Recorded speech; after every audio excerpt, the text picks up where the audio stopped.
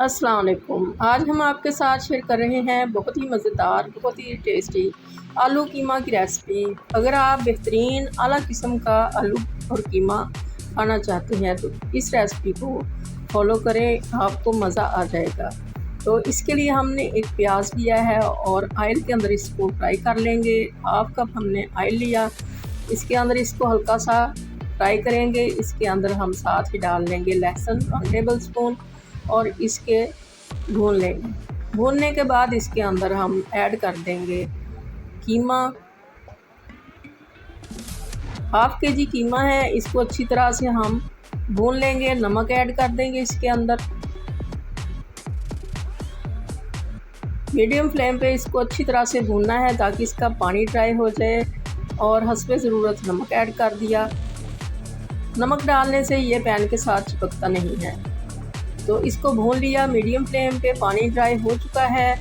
तो अब इसके अंदर हमने हल्दी ऐड कर दी है और सुरख मिर्चें ऐड कर दी हैं। अपने टेस्ट के हिसाब से आप ये चीज़ें ऐड कर लें। हमने 1 टीस्पून डाली है मिर्च और बाकी हमने धड़ा मिर्चें भी डालनी हैं। तो ये हमने 1 टीस्पून ये भी डाल दी धड़ा मिर्चें। अब इसको अच्छी तरह से भून लिया।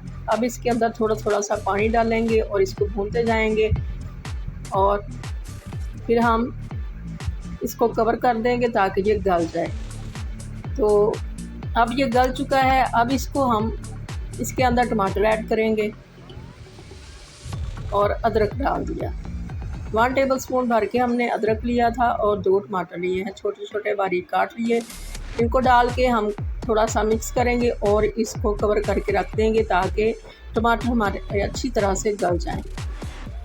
तो इसको कवर कर देंगे मीडियम फ्लेम पे और 4 से 5 मिनट के बाद ये बहुत अच्छे से गल चुके हैं और कीमा भी बिल्कुल गल चुका है। अब इसको अच्छी तरह से मैश कर लेंगे, चम्मच के साथ दबा दबा के इसको मैश कर लेंगे, कोई नज़र नहीं आए, क्योंकि अगर टमाटर नज़र आते हैं तो वो अच्छे नहीं लगते, तो ग्रेवी भी अच्छी नहीं बनती। अब हमने 2 आलू लिए थे, इनको इस तरह से काट लिया है और इसके साथ ही इसको हम 5 मिनट के लिए भून लेंगे। और भूनने के बाद इसके अंदर 1 गिलास पानी का डाल देंगे और पानी डाल के इसको हल्की फ्लेम के ऊपर रख देंगे ताकि ये आलू भी अच्छी तरह से गल जाएं।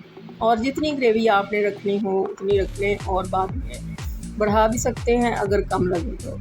ये हमारा अब हम चेक करेंगे, आलू गलते हुए 5 से 7 मिनट हो चुके हैं। ये आलू हमारे गल चुके हैं। अब इसके अंदर हम कुछ चीज़ें ऐड करेंगे।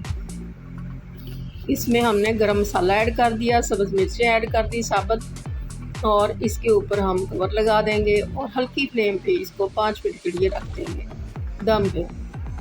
दम आने के बाद इसकी लुक देखें कितनी अच्छी हो चुकी है, सारी चिकनाई ऊपर आ चुकी है और बहुत ही अच्छी लुक इसकी तैयार हो चुकी है। ये अब रेडी टू सर्व है। हमने धनिया डाल दिया है गार्निशिंग के लिए, थोड़ी सी कटी हुई सब्ज़ मिर्चें डाल दी हैं। तो इस तरह से आप भी बना के देखें। अल्लाह करे आपको ये रेसिपी बहुत ज़्यादा पसंद आए और बहुत अच्छी बने। दुआओं में याद रखिएगा। अल्लाह हाफ़िज़।